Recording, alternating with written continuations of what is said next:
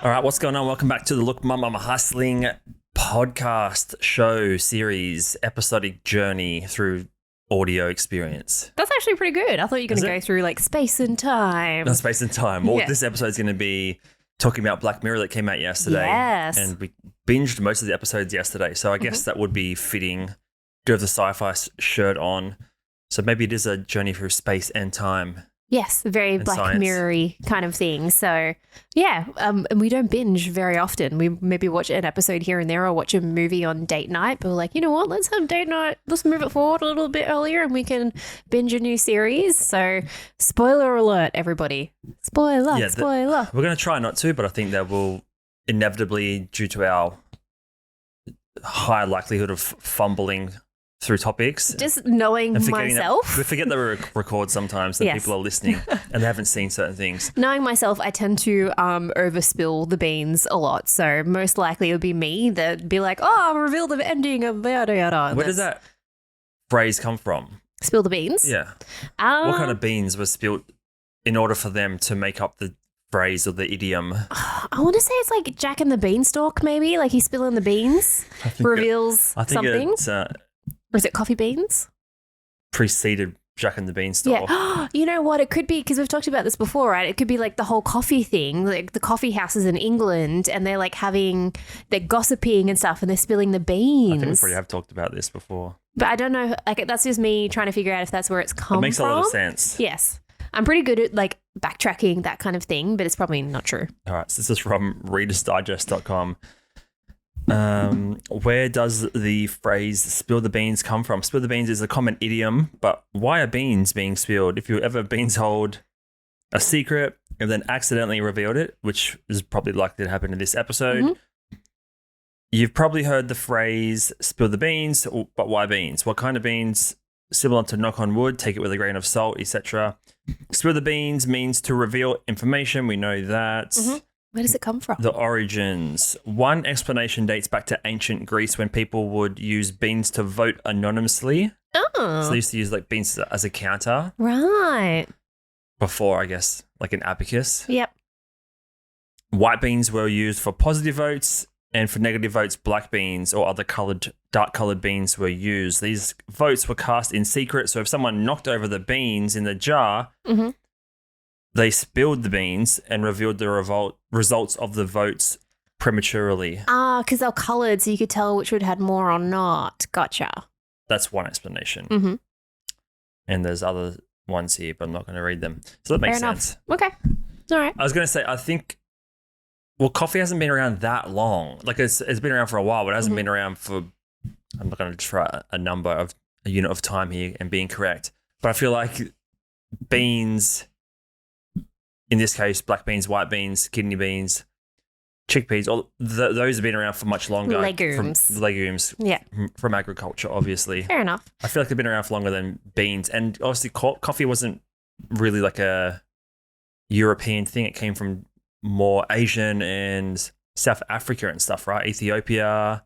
There's Middle Eastern. They're more like exotic type of bean, if I'm correct. Yeah, fair enough. And I wonder if that's like where the spill the tea sort of comes from, like spill the beans, because people. I've never heard anyone say spill the tea. You haven't heard spill the tea before? It's like a saying. I haven't heard that one. That's like a gossip one. Spill the tea. Spill the tea? You know, like what's the tea? I've heard the tea leaves. No, like what's the tea? And spill the tea is like more of like spilling the gossip. To share gossip, a term started within the gay community of San Antonio, Texas, and spread. What's the tea? What? What's the tea? What do you mean? What kind of tea? No, yeah, you just spill the tea. Like you have like a cup of tea and spill it. All right. Well, we've all learned a little bit of something already in the first couple of minutes of this show. Yes, exactly. So, long story short, spoilers potentially about Black Mirror. That's what we are going to be talking about. So, and pretty big fans of Black Mirror. Like we've watched all the seasons. They're up to like season 6 now, right? That was what it was. How do you gauge if you're a big fan?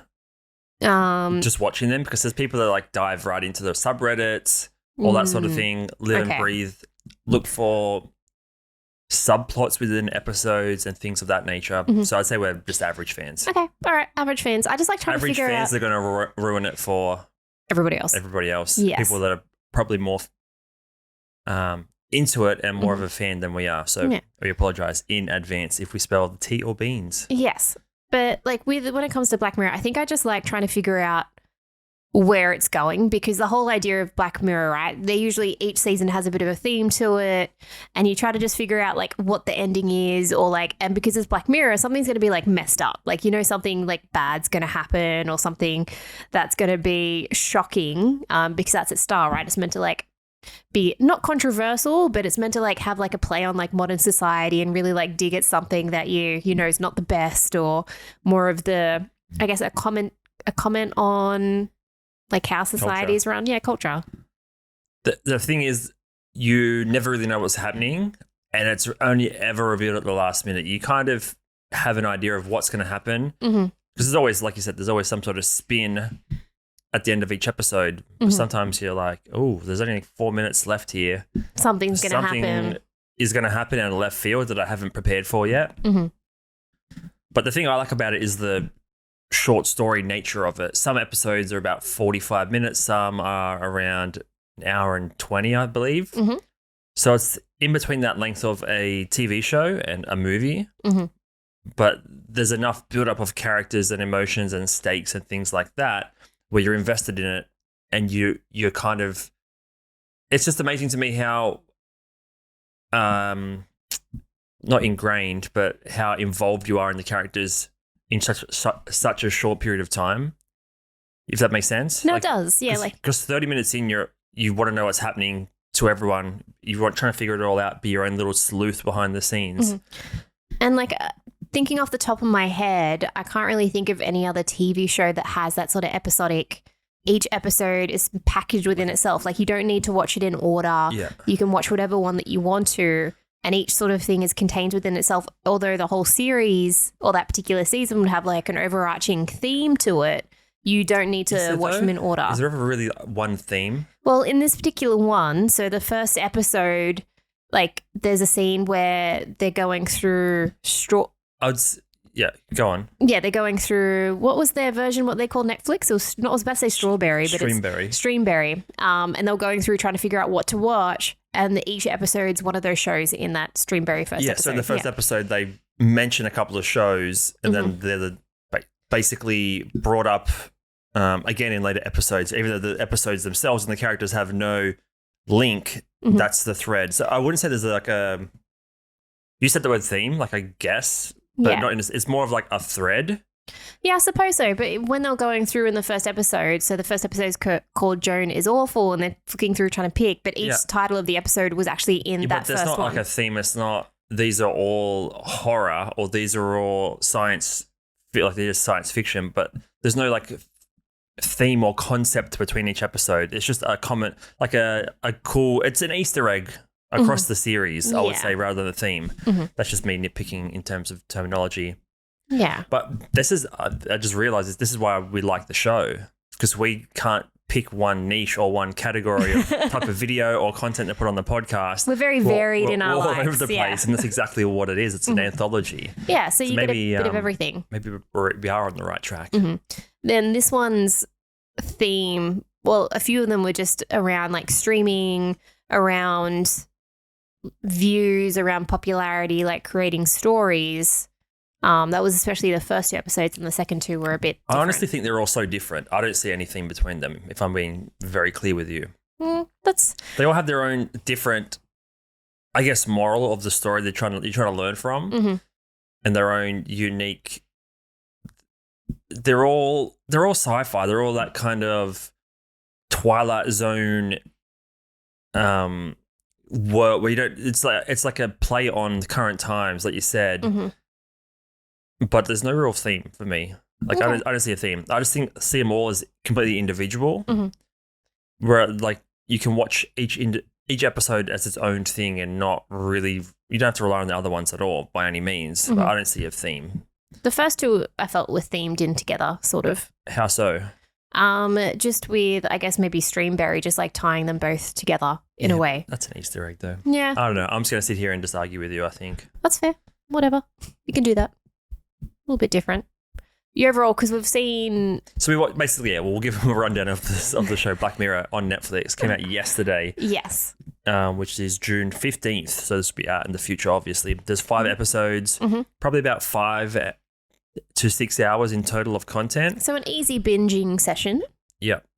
And we don't want to reveal too much. We can just talk about them individually. Yeah, we can do that.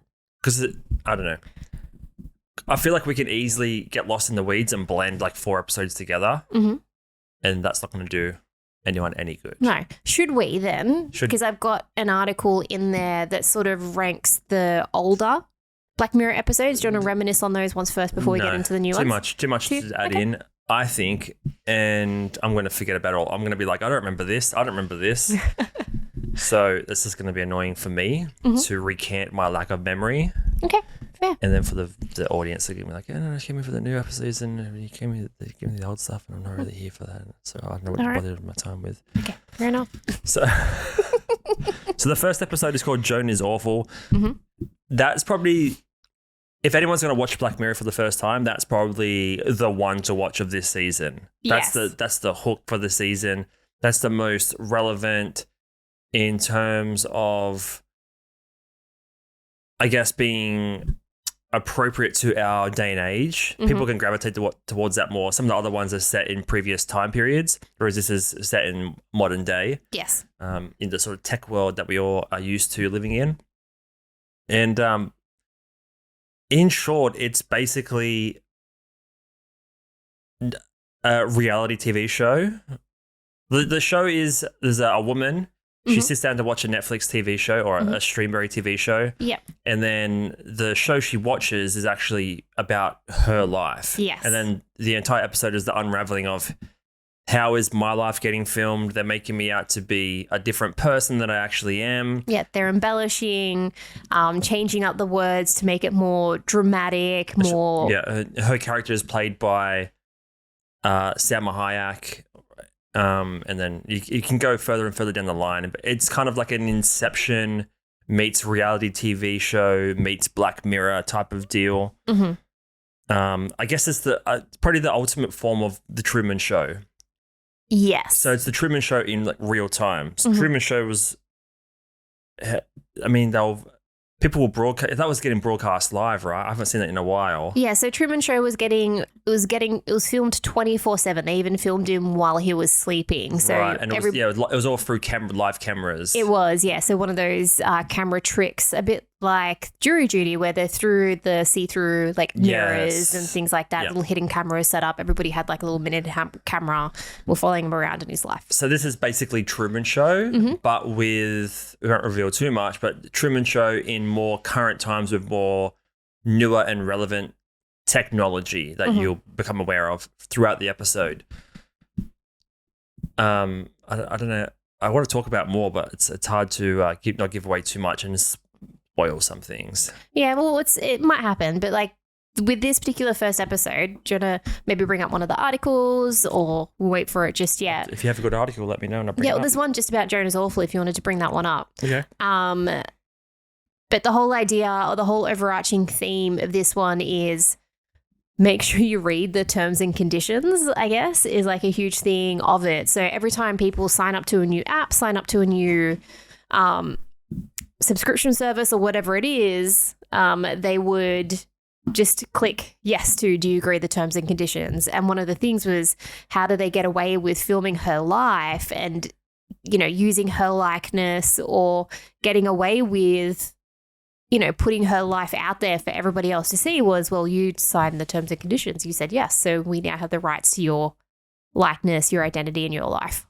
Yeah. It's a fun concept because although not quite true the way it's presented in the episode, it's the interesting thing is any person can replace themselves in that spot. Yes. In terms of being vulnerable to what happens to her, not in real life. There is a potential for that. But basically, it applies to everybody. And that's the kind of interesting thing about the show that they make on this episode called Joan is Awful, is any single person, no matter how exciting or mundane their life is, could have their own reality TV show made about them based on the concept of this show. Yes.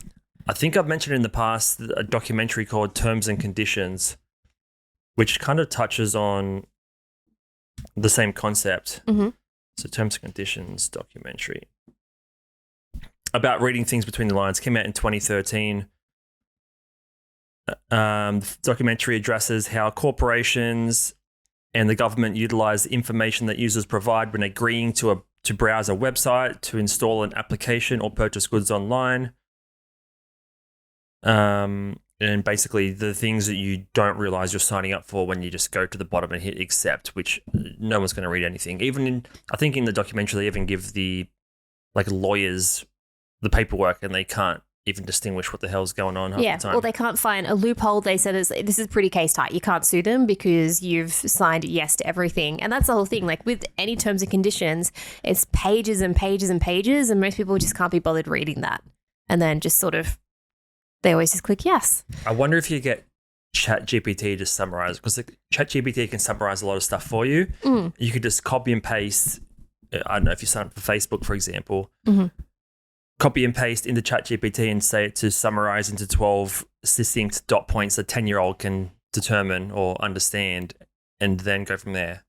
Or like pull out things that are potentially going to impact me in the future, or based on changes in technology or outcome. Or So yeah, I guess AI could help you read them. Maybe. And that's the whole thing of this particular episode. Joan is Awful was set in the future, a little bit more futuristic than the other episodes within the season.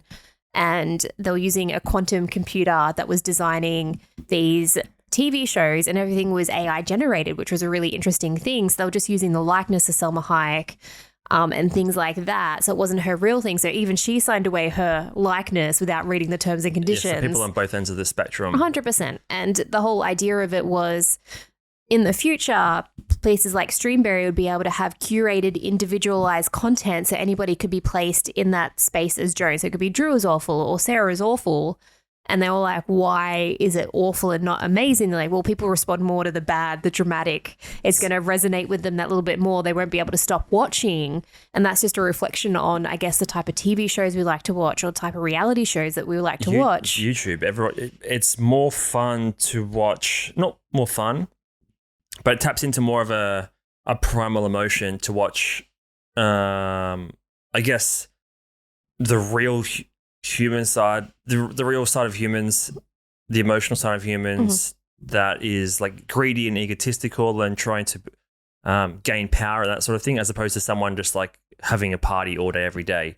It's fun for a little while, but you can't learn anything about yourself from watching someone having a great time all the time. You can learn more about yourself by watching someone go through a crisis, because you can, I guess more people can resonate with negative emotions than positive, if that makes sense. But that's kind of what the episode's about. It's someone going through this whirlwind of emotions and anxiety of having her life displayed to the world and over dramatized, because it's not exactly what's going on. But I think that's probably enough of that episode without giving too much away and spoiling it completely.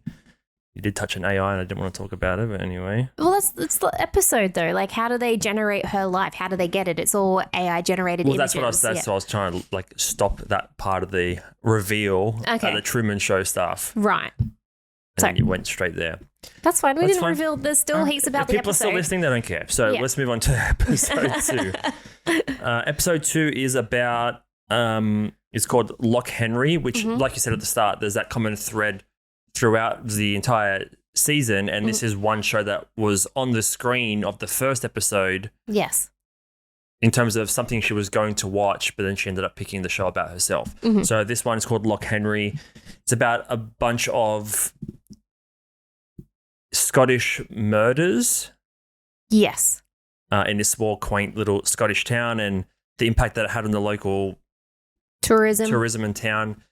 And a young documentary filmmaker and his girlfriend, well, the guy's from that town, and he goes back to visit after being away at studying and stuff, with the purpose of filming a documentary. And then turns out they have a change of plans and start digging into what happened in the town. Yes. In terms of the murders and who was involved, and just basically trying to make a documentary about that. Mm-hmm.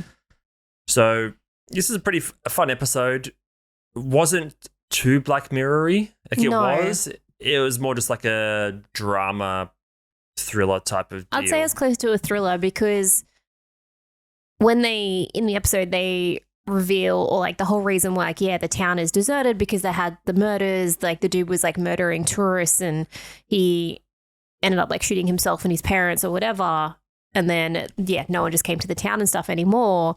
But sort of like, okay, why are they highlighting this? And then we sort of started talking to each other, be like, okay, maybe he wasn't the only one. Maybe it was someone else. Like, who else could have it been? Maybe the killer's still out there. Like, what's going on? It was one of those sort of episodes, like a detective one almost. And you're just trying to figure out, okay, all right, something's still going on. It hasn't been fully solved yet. Yep. Because just the way they kept like highlighting certain points and going through the footage. That's the good thing about all the episodes. Mm-hmm. They're not detective whodunit shows. Mm-hmm. Although some of them are about sci-fi and technology in the future and social currency and culture and things like that. It's almost set up like you have to watch and pay attention to every little detail because it's everything that's presented on the screen in that 40 to 60 minutes of the episode is going to be relevant to like later on in the episode when things are getting to that pinnacle point, that climax where you have to figure out what's going to happen. Yeah, when that twist gets revealed. And everything prior that you thought was just a non-sequential scene or something, it all sort of comes to fruition or comes into play. Yeah. You have those light bulb moments, be like, oh, it makes total sense. Yeah. And that was what I think episode number 2 was very much like that. So we're like both to ourselves, like talking to each other, like, oh, who did it? So if you're a fan of something like Knives Out or any kind of those sort of investigative TV shows or movies and stuff, you'd like this episode because it's definitely kind of like everything gets revealed at the end as a big twist. You're like, oh, no. This is a true crime mystery. Yeah, like if you like podcasts and stuff. There's no sci-fi or anything really involved in this one. No, not at all. Like we thought maybe there was to begin with because they're like, oh, it's going to be haunted, there's going to be a ghost or something like that. But yeah, it just ended up being more of a true crimey, podcasty, documentary sort of style. Yep. And like the best friend, or not the best friend, maybe he's like childhood friend that's owns the bar with his dad. He was actually quite hilarious. You know, he just like one of those thick sort of brogue, sort of like Scottish accents, and was just like super crude and it was pretty funny. That's pretty much all there is to talk about that episode. It was pretty straight up and down. It wasn't anything too crazy. Episode number 3 was really interesting. Yes. Probably my my favorite one out of all of them. It was definitely the most interesting or the most unique idea, I would say, out of them. That one's probably more closer towards Black Mirror because it was like set in, I think, 1949, but it had a futuristic sort of techie aspect to it. So it was like an alternate reality in like 1949. Yeah. Oh, what was it? Was the technology back then that they just haven't revealed to us? Oh, who knows? Maybe. Probably someone at CIA. Yeah. Yeah. So it's like a astronaut-y / like bionic man kind of sort of tech aspect to it. It's kind of like Time Traveler's Wife. Or just a time traveler. Yep. Not really time traveling. No, it wasn't really time traveling. No, but like the concept of just like moving. But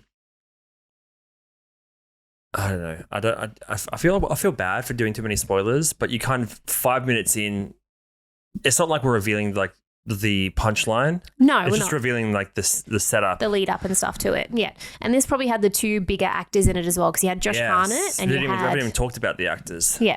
That's probably because in number 2 there wasn't really any big actors in that one. That's true. Yeah, unless if they're famous in England, they could be huge British actors and we just don't know. Yeah, that's right. Yeah. But with the 3rd one, you have Josh Hartnett and who's the Breaking Bad dude? Aaron Paul. Yes, yeah. So he's in it as well. So they're the 2 astronauts, and the whole idea is they're on a 4-year space mission.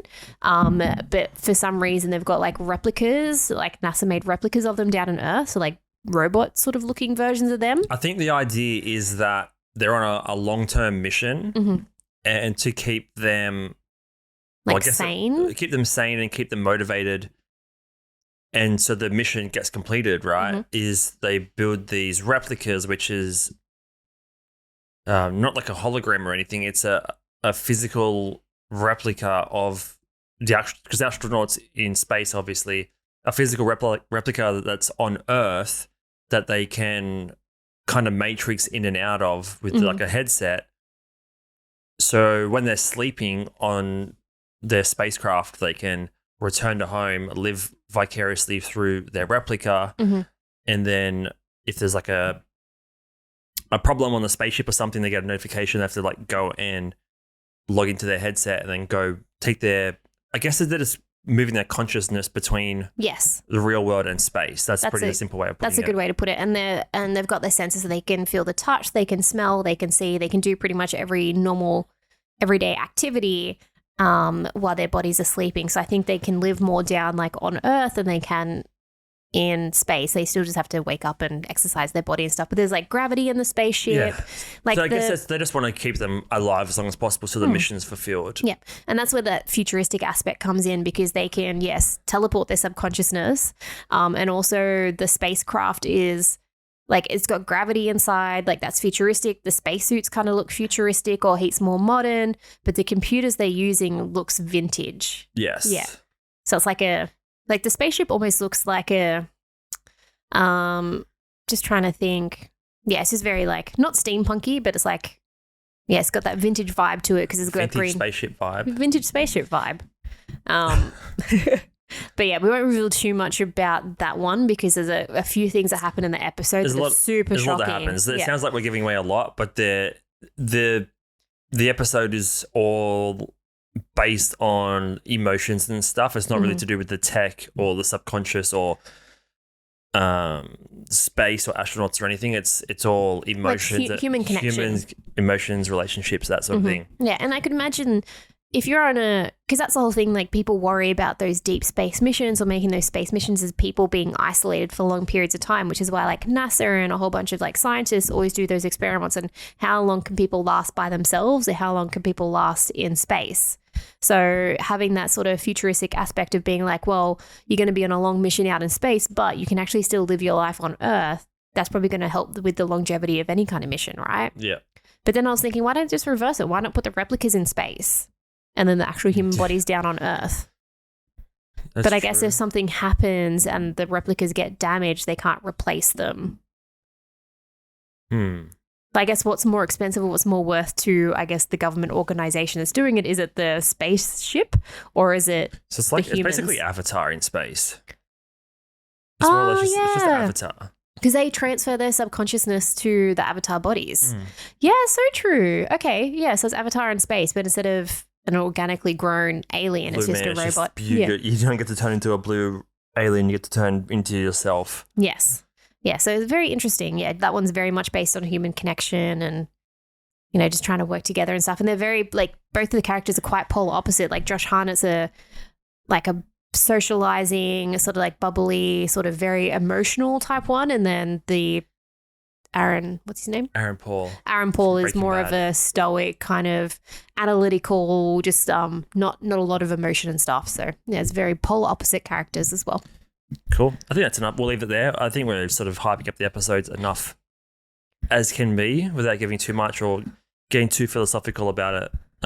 It only came out yesterday, so there's not a great deal of stuff to talk about, but I'm sure if we went online, there'd be a bunch of they're known for Easter eggs and stuff, yeah, right? But also implications on like what this would mean in reality. All that sort of thing. We're not really that smart. Or what it means about society or what's the reflection on the cultural aspect of the moment. Very interesting. I think previous seasons have been more, like way more sci-fi based and tech based. Well, a lot of them have been more in the future. A lot of them haven't really been in the past. Yeah, that's a better way of thinking about it. Yeah, it's more of just like maybe 10 years from now or like 15 years from now a lot of the time. Right, so nothing in this was in the future. No. So, yeah. Like maybe the first one was maybe like, 5 years down the track. But the second one was now, like that was the current one because they didn't use anything futuristic in that. Because you're using like an iPhone and all that kind of thing. The third one is old school, like it's set back in time. And then the fourth one, which she got that iPod Nano. Yes. So it's set. Yeah. So none of it's really set beyond 2025. Yeah. Well, yeah. Actually, the fourth one was set in the early 2000s. Yes. Yeah. Yeah, because iPod Nano. The music is very. I think it was very on purpose, right? Because it had the type of music that was being listened to, and all right. So let's talk about episodes. Yep. And I was going to say she used like a flip phone and stuff as well. Yeah. So episode 4 is probably my least favorite. Yeah, that was similar to episode 2. It's more of a like a classic sort of mystery thriller type thing. No sci-fi in it at all. No, it's more like fantasy, kind of like horror-esque, but not really horror in a way. It was kind of nice seeing that sort of blast from the past of, her using the flip phone, the Nano, her whipping out like the brick-sized computer and typing on that. That was interesting. I'm like, oh, remember those days? I don't understand why this episode was in the season, because they released 5 episodes and it's been how many years since the previous season? This is season 6, by the way. I feel like when someone writes an album, right, and they get down to 10, 11 songs, they start with like 20 or more. So they would have had to start with more than 5 scripts or episode ideas. They're all from different writers, I would imagine. It wouldn't be the same writer. Oh no, I know they're all the same director. I can't remember if it's the same writer or not, if you wanted to look that up real quick. Like 1 and 2 sort of match together, and I think 4 and 5 match together, and then number 6 is kind of like the one in the middle that sort of bridges the gap in a way. Not number 6, sorry. Number 3 is the one in the middle that sort of bridges the gap, if you sort of think about it. Okay, so Twilight Zone, Mr. Black Mirror. Number 6. Yeah, it's like it was kind of mismatched. They are written by all the same guy. Oh, they are written by the same guy? So Charlie Brooker. Right. And then they're directed by different people. Okay. All right. So written by the same person. Interesting. Okay. Did he write all of the Black Mirrors or just that particular season? Very interesting. Let's have a look. Yeah. So Charlie. It's like he's written every episode. Oh, wow. Ever. Okay. So he must just enjoy coming up with an idea and just writing like short stories. Yeah. And then have different directors fulfill that kind of Well, it's kind of vision. like, because this particular season, like you're saying, you actually couldn't really pinpoint a theme to it, where the other ones sort of do have a theme. Maybe this is like all the leftover stories and just didn't really have a spot for them. Even the previous seasons didn't really have a theme other than they're like sci-fi-esque. Well, they're like inspired by things like Twilight Zone, which it says it was. So that's interesting. It's all from the one. I would have thought it would come from a bunch of different writers. No, same writer. Well, the directors would have a huge input on the way it's sort of visually seen anyway. Yeah, well, some people are better with CGI, some are better with animatronics, some are better just, I guess, with the. I mean, there's more roles than just a director as well. There's photography, producing, casting, all that sort of stuff. Yeah. But episode 4? 4 is Mazey Day. Mazey Day. It's about some problems that this starlet actress is going through, and her problems with paparazzi, and I guess it's more of a critique on the way paparazzi treats celebrities. That's pretty simplest way of putting it. Because I think in the early 2000s, the paparazzi were really bad, but things sort of changed late 2000s. I think like something happened. I think they're pretty still the same, realistically. Yeah, but like one of them was yelling out, slurs and all that kind of thing to get her to turn around, to get her to have a reaction and stuff in the opening scene. But it follows one of the paparazzis, but she's sort of only really doing it as like a side gig. You sort of set up that she has kind of morals or more morals than the other paparazzi. Yeah. And then I guess she's the bridge between what's right and wrong for paparazzi to do, and she plays her role in terms of what's necessary of her, but then she sees what's right and wrong about her particular line of work. It's it's kind of a boring one again. Yeah, I wasn't super stoked on that particular episode. It felt like it didn't really fit. Like the ending was just like, oh, okay. I didn't really think that's what the twist was going to be. It was almost too simple. Yeah, it was very like a basic sort of twist compared to the others, where the other ones were like, oh, I can't believe this. This one was kind of just like a. That's what I'm saying. Episode 2 and 4, basic twists. Mm-hmm. No, 2. Oh yeah, 2 and 4 basic twists. I feel like they could have gone a lot different. No, I think number 2 was that kept us guessing for a little bit. But it could have been. Sorry, cut you off. It kept us guessing for a little bit, but it's not Black Mirror twist. It's a twist that can be in any TV show ever in the same genre. It's not that's a Black Mirror episode. It's like an artist. You know it's that voice, that person. Episode 1, episode 3, Black Mirror. Yeah, okay. Episode 2 and 4 could be on any TV show that Netflix releases. That's fair. Okay. Yeah, I get that point. That's what I think about it. I'm like, if I watch this and I didn't see the title of the episode or anything, or I just press play, press stop, no text, no ads, no login, didn't know what I was watching, I could probably get close to being like, that is a Black Mirror episode. More sci-fi. I getcha. Yeah, we're not even necessarily more sci-fi, just more wild twist. Yeah, I get that. So yeah, episode 2 and 4, not the biggest fan, if I'm being honest. Episode 5 we haven't finished yet. No, I did like episode 2. I did. I think I probably liked it more than you did. It was good, but it was nothing. It just didn't. It didn't stand above the rest. There's so many other better episodes of Black Mirror that you can pinpoint. Like you have a list here, but I don't think we go into it. But it doesn't even rank in the top 10 or even close. I'd say number 4 so far is my least favorite. Number 5, we'll see how that ships up. We'll probably finish that maybe later tonight. What did it start as? What was the intro? So she's like a clerk in like a clothing shoe store. Oh yeah. I think that's going to be a good one. Yeah. So I think that's going to be a good one because that's set in the past as well. Yes. Like probably 70s. Probably 70s UK 70s, or something. Yeah. Mm-hmm. I think that's going to have a wild ending. So hopefully they end with a bang. Hope so. And then we have to wait another year till the next season because the season 5 only had like 3 episodes, right? From memory. Yeah. Yeah.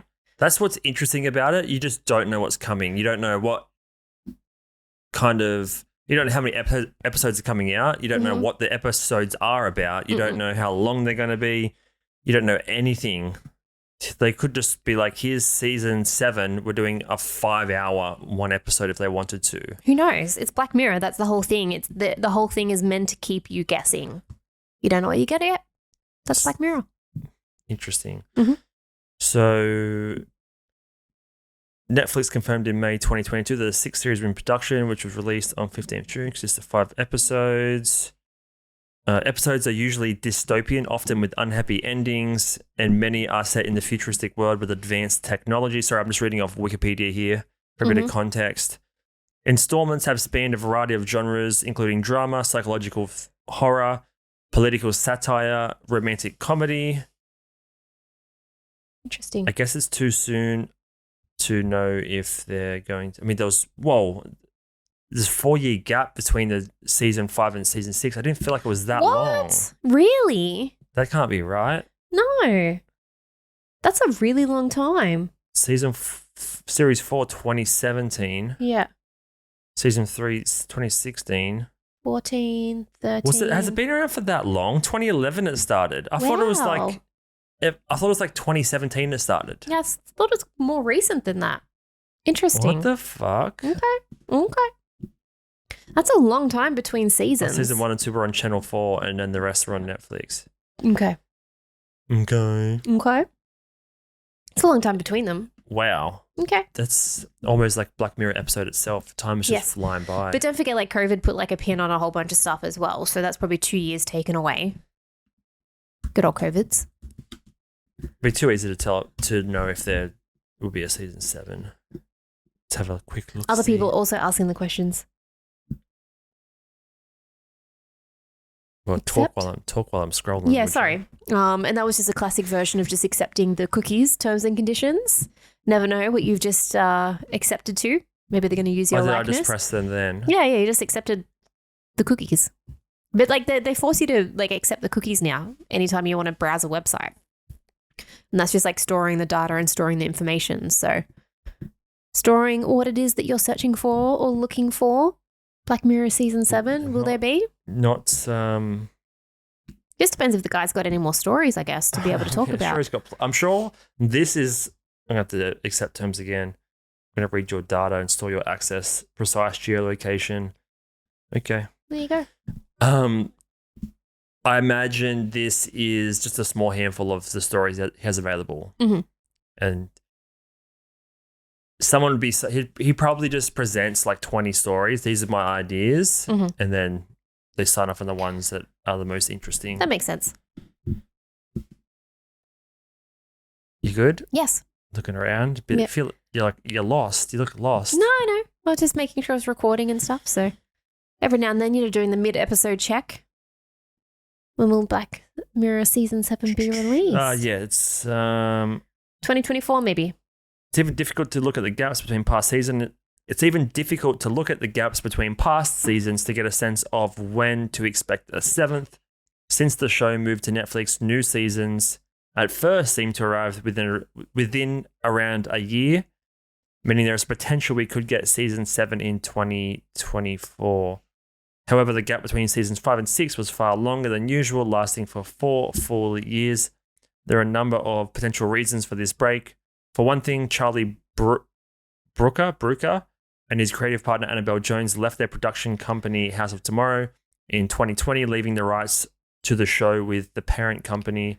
This meant that until a deal was arranged, which evidently one was, no more seasons could be produced. So it's all the back end deals. Gotcha. Yeah. Holding it back. Creative differences, things like that. Money. And who owns it all. Mm-hmm. Intellectual property, that kind of thing. This would be a cool video game. Black Mirror? Because it could be broken up. It wouldn't be one big story, one big video game. You could do a bunch of smaller video games within them. Like going through like different portals or like different doors and then you're in a different reality? Yeah, like Crash Bandicoot. Mm-hmm. You go for a different door, you're in a different world. Yes. And you can come back and you can collect things and then come back to the center, drop your coins off, upgrade whatever, go into a different portal, into a different story, finish that story, come back. That would be a cool game to play because you wouldn't know what's in the next door at all. Yeah. That would take ages to do because usually if they got the same world, you get to like reuse some of the code, right? Because it looks the same, that kind of thing. The thing is, most video games all run on similar maps. Yeah. I can't explain it well because I haven't played video games in a while. Mm-hmm. But all the games that are like open world ones, whether you're like a Red Dead Redemption, for example, you're a cowboy and you're going through America or whatever country or planet or whatever you're on. I don't even know what I'm talking about. Is the same maps and the same code and the same engine that a lot of other games use. Right. So there's not, all you're really doing is changing the colors and animation and the way things look over the actual scaffolding of the world, if that makes sense. Yeah. So it wouldn't be that hard. It's the storylines that matter. So it's almost like, because you know the TV show Westworld, that's just like one part of a whole big thing. You can go into different types of worlds, right?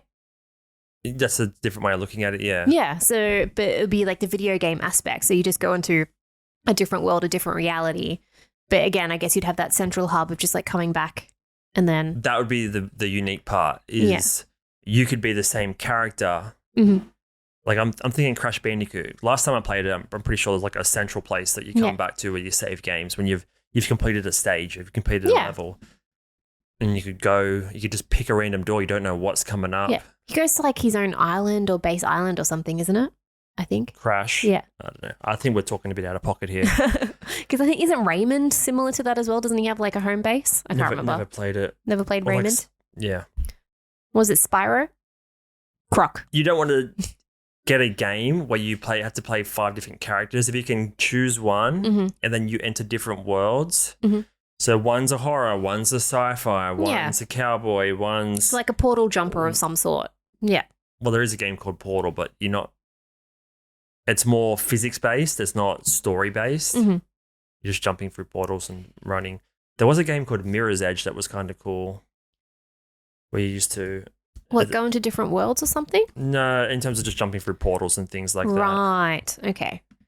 But yeah, this is like one of the big games that's I think the PS launched with the PS3. I know that cover. She used to jump off buildings, right? Yeah. Yes. Oh, it was straight up parkour. Yeah. Parkour. It's just parkour video game. But I could see, you know what, a Black Mirror game would be fun because it'd be a different thing each time, right? You wouldn't get bored. It'd be those people that can't play like the same game for long periods of time, right? They need that little bit of difference to it. So it'd be. Oh, it's a video game. Oh, there's a. Is it not linked up? It's not in relation to it. No. Okay, so maybe someone's already got the rights. Oh, hang on, it's the same cover. Interesting. Black Mirror is a third-person point-and-click horror adventure game developed in 2003 by Czech company Future Games. Feature games, 150 locations and 5 hours of spoken dialogue. The Black Mirror became a commercial success with 500,000 units sold. Particularly successful in Germany. 2 sequels were released, and rebooted title Black Mirror was released in 2017. It's got that shattered mirror image, but I don't think it's related to the TV show. No, it just has the same name. Okay, that's kind of interesting. No, not related. It looks so similar. The font. That's probably by design, right? Interesting. Because it's not American. It's not. I don't think it's English speaking. Between Black Mirror video game, TV show, and game. Interesting. No. Okay. Well, there you go. Why don't you contact them and be like, "Here, guys." Here's an interesting article we could bring up now. Charlie Brooker got ChatGPT to write a Black Mirror episode, but it was shit. Exclusive image. So they didn't use it. There you go. Just a good experiment. Like, he might have been able to get a couple of ideas from it. Interesting. Okay. So Black Mirror, I don't think they would be able to call it Black Mirror then. All the licensing would be tied up and everything like that. Well, that was when, side note of the Apple Vision Pro, right, that we talked about last episode, they can't use that name in China because Huawei have already copyrighted it. They can't use what? Vision Pro? No. And that would be like a huge market for them as well. Interesting. Yeah. Did we touch on that last week? No, we just talked about the announcement, but I was reading earlier this week that they have to figure out what to call it in China because it's already copyrighted over there. Not copyrighted, sorry, trademarked. Interesting. Yeah. Yeah. And I'm it's like Apple trying to weigh in on that because I don't mean it. I don't not legal. No, we don't know. we know heaps about trademarks. Yeah. No, we don't. But yeah, like it would be one of those things. So maybe that's why they haven't released a Black Mirror game because they don't have the rights for the title. And there's already 3 of them out. Yeah. But I could see it being a game because I know. I could see it being a PC game. They've turned a bunch of TV shows into games. Mm-hmm. Like Silent Hill and stuff, right? Or no, it was Silent Hill a game first and then they released it and made a TV movie. I think it was a game first and then they made a movie. I'm trying to think of what it is. There was some that wasn't really. It was. I'm just going to blank here and just stumble for 2 minutes. I'm not even going to bother going there. But there was, I think, Walking Dead and things like that. Obviously, that started as a comic book TV show and then game. Yeah. But there was some that were more not video game based. They came out as like episodes, is what I'm thinking. Right. Rather than just like a full release. They came out as like a bunch of smaller downloadable episode games. Gotcha. I'll see if I can pull it up if you want to keep talking. No, because I just keep thinking of like, because they made Doom into a movie, which was pretty bad. They made the one on Mars with like zombies and stuff as well. Like, not Red Dead, but it was, something like Red Dawn, Red Moon. Yeah, so Walking Dead, Wolf Among Us, they came out as in Game of Thrones. Telltale is what I'm thinking That's of. right. Serialized games. That's right. That was the first sort of to really do it. So I could see it working with Black Mirror in that sense. Gotcha. Potentially not all in the one release, but you could start your character in one, wait for the next one to come out and like level up. So it's more of like storytelling, but in gaming. Yeah, video game is heavily storytell, but in terms of the episodic nature of it, that's how I could see it playing out. Or Batman, there's a Batman one as well. Okay. Well, if they do it back and forth, like if anything, The Last of Us has shown us that they can, do successful, like heavily story-based gaming into TV shows. So why not? Can't they do TV shows into gaming? Yeah. Interesting. All right, so that's, I guess, an episode long of playlist recommendations this week. Yeah, Black Mirror. Episode 103, for sure. In other news, we talk about YouTube have lowered their partnership program requirements. So we talk about apps and content and stuff all the time. YouTube basically, I'll see if I can pull it up, have lowered their partnership program, their YPP partnership program. Say that 5 times fast. YPP partnership program. Say the whole thing. YouTube partnership program. YouTube partnership. Faster and 5 times. YouTube partnership program. YouTube partnership program. YouTube partnership program. YouTube partnership. Now click your heels 3 times and you'll get monetized. By the time I try to say it correctly in a thing, for sure. That could be an interesting video. I know Mr. Beast said... He counted to like 1 million or something, didn't he, for a video? I think he said Logan Paul a bunch of times. That's right. Yeah. And that was when Logan Paul was more popular than him, right? Mr. Beast went on a 17-hour long name spree calling out Logan Paul's name without a break for 17 hours. Oh my God. That was 2017. Wasn't even that long.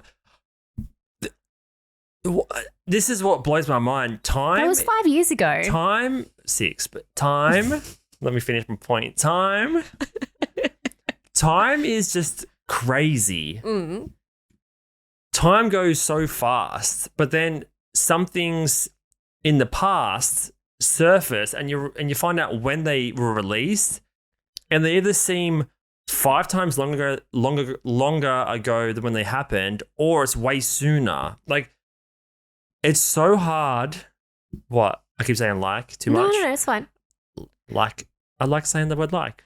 I was just gonna say it's just a byproduct of like getting older. No. Yeah. It's a byproduct of so much stuff happens that it's hard to pinpoint. So this Mr. Beast, if you didn't see that a second ago and I asked you, how long do you think Mr. Beast has been number one YouTuber?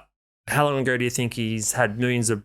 You'd probably say 3 or 4 years. But that's only 6 years ago. He wasn't even that big then. No. So he's probably only been really big for like 2 years. Which isn't a long time because at one point, Logan Paul was the biggest person on YouTube. Okay, we used to watch him here and there. Yeah. He did that Japan stunt in the suicide forest. He did, yeah. That was the fall of...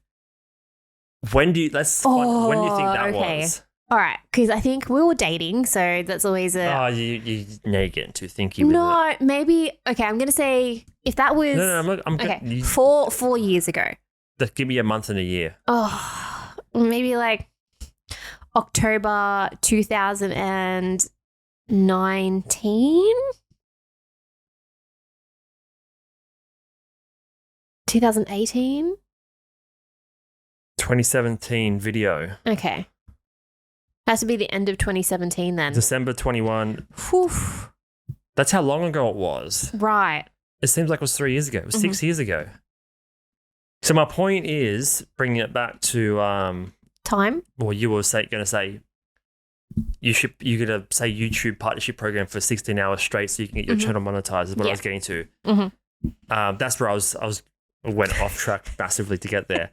But what I'm trying to tell you is that YouTube has lowered its partnership program. You said it. You've already said it a bunch of times, YouTube partnership program. Yep. requirements down from 1,000 subscribers down to 500 and 4,000 watch hours down to 3,000 watch hours. They're the new requirements in order to get monetized for AdSense. Interesting. And other avenues of support through super chats and live streams and things like that. So they've halved the subscriber requirement. The watch hours hasn't dropped that much. It hasn't halved. It's gone down 25%. But just as interesting news, we've talked about TikTok and stuff in the past. And I think you mentioned also that Twitter is now adding in some payment options for creators. AdSense, yeah. So this, I guess, is YouTube trying to get people back onto the platform because all the creators are starting to diversify a bit more. I know Instagram, you can get paid a little bit. TikTok, you can get paid a little bit. They're trying to widen the gate to get more creators back into YouTube, which has been the first platform to monetize widespread in terms of getting creators paid, and just make it a bit easier. So there's a lower barrier to entry. So everyone starts coming back to YouTube, basically, if they want to start a channel or they want to start a second channel or something like that. It just makes it a lot easier to get monetized sooner. And 500 subs is not that many. I know we don't have a ton. Like, we've got 200 on this podcast. If you're just listening to the podcast, head over to YouTube, subscribe, hit the like button, comment, all that good stuff. But just makes it easier for people to get paid. But also that means the supply of content and new creators on the platform is just going to increase dramatically as well, which means more competition for said views, which means the share potentially will go down unless you have like a crazy viral video. Yeah, potentially. I just think it's because to grow on YouTube is hard, right? To get up those watch hours, unless if you live stream for long periods of time, unless if you crank out, daily videos, it's going to be hard to get to that 4,000 hour watch time in like a reasonable amount of time. And there's been a lot of talk around, do subscribers really count? So maybe that's one reason for lowering it. Be like, most people don't subscribe. They just watch whatever's in the browse or things that will come up. So maybe people are just finding it really hard to get their subscribers just to that 1,000 in the first place. And if they crank out a gang of shorts, maybe getting to that 4,000 hour watch time, even like 3,000 is like keeps easier. But just getting that subscriber count was a lot harder. So maybe that's one reason to lower it, because they want to get people more engaged on the platform. But I think it's just to help those short form people. Well, you need 3 million shorts views. Right. So it's 3,000 watch hours instead of 4,000, or 3 million shorts views compared to the 10 million. So it used to be 10 million and they lowered it to 3 million. For shorts. That's a huge decrease. Which means it's all supply and demand. Yeah. Which means there's so much supply now that it's harder to get 10 million. So they need to lower it. Otherwise, no one's going to make shorts because there's no way to get paid. No, so they're going to switch to Twitter, stay on TikTok, go to Instagram. Because YouTube's one of those OG ones. If you can, obviously, if you're a Mr. Beast sort of style, you're going to be fine. You're going to make money off YouTube. But you've mentioned on your personal stream yesterday. Exactly, yeah. That just as having a solo account, like we make, or you make, or we both make, how much is like $100 every 3 months?